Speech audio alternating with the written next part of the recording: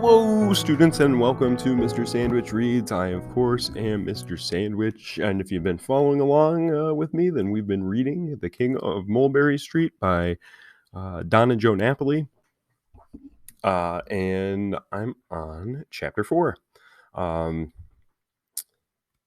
You, of course, if you're listening and still listening, you've been following along, and we had Benyamo was told, check out your favorite parts of Napoli. It's kind of Chapter 1. Just a quick run through here. Chapter 2 takes us through Napoli, and at the end of the night, his mom's weeping, which didn't seem terribly uncommon, and he was going to kind of check in with her in the morning. In the morning early, she kind of sweeps him out the door, whispering, not waking up any of his cousins or aunts and uncles. And they head through a part of town he's never been through before. They go over to the docks, and it sounds like she had arranged some kind of fare on a cargo ship, and it kind of runs into a little issue there, but takes it upon herself to make sure that Benyamo gets on the boat. He's told, stay down there for at least an hour until you know that we're like well out at sea. Make sure nobody sees you, and he's, by the end of the chapter, he's a little freaked out. Obviously, he's been hiding in a cargo ship. He's a 9-year-old, remember, and he whispers for his mother. Understandable. We're on page 27, if you've got my copy of the book. This is Chapter 4, Whispers. Zito. Quiet. Came a hot hiss of sour breath. A man's voice. I twisted my neck and peered into the dark. I couldn't see him, but someone was near. Where's Mama? Halfway back to hell by now, came the raspy voice. Catholics talked that way. Hell this and hell that. I got off the barrel and felt my way in the direction of the ladder, calling loudly, Mama!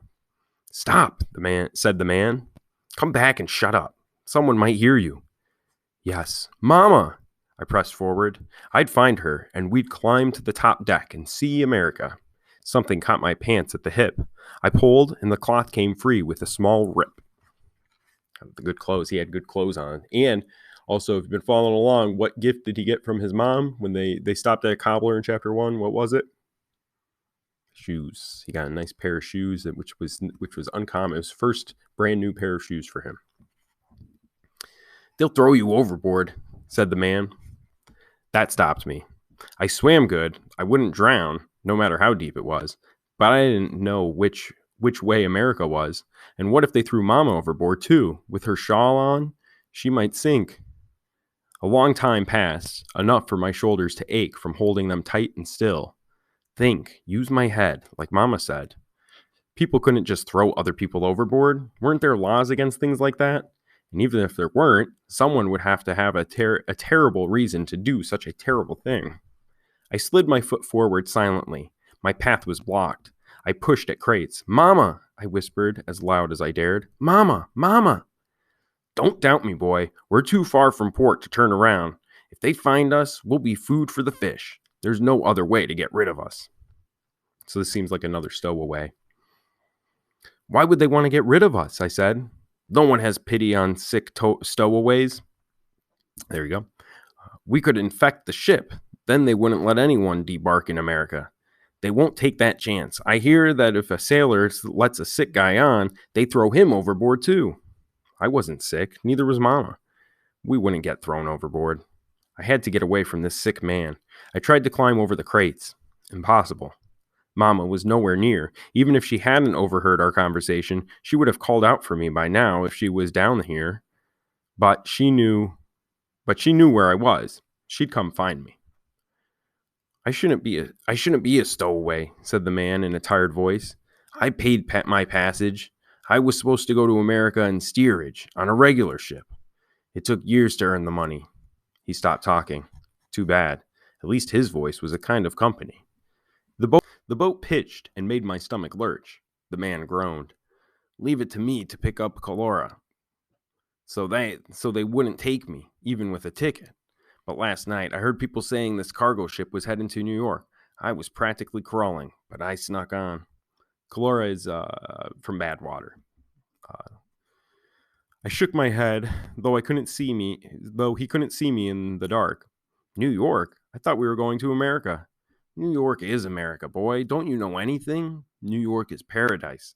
The opposite of your little hovel in Napoli. The opposite of where your mama is. Mama is here on the boat. No, she's not.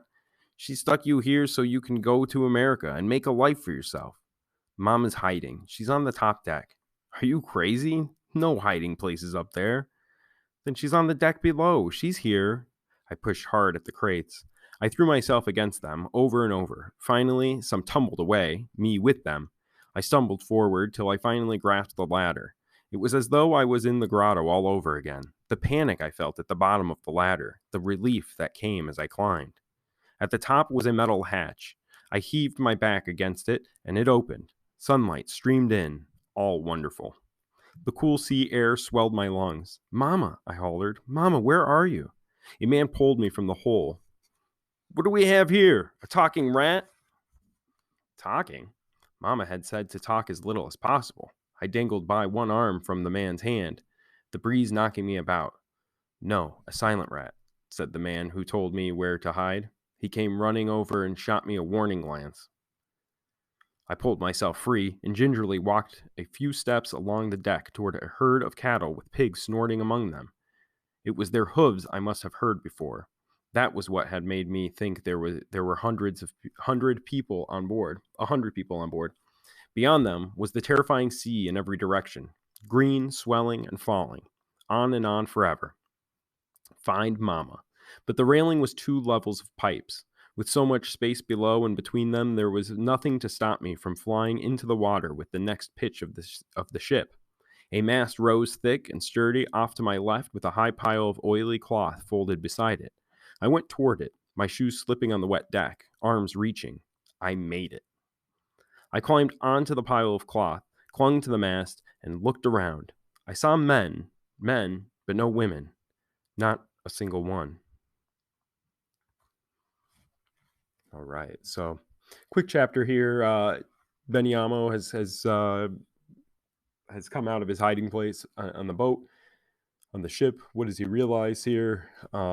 He doesn't see a single woman on board, so getting a little nervous, tense. Is Mama on board?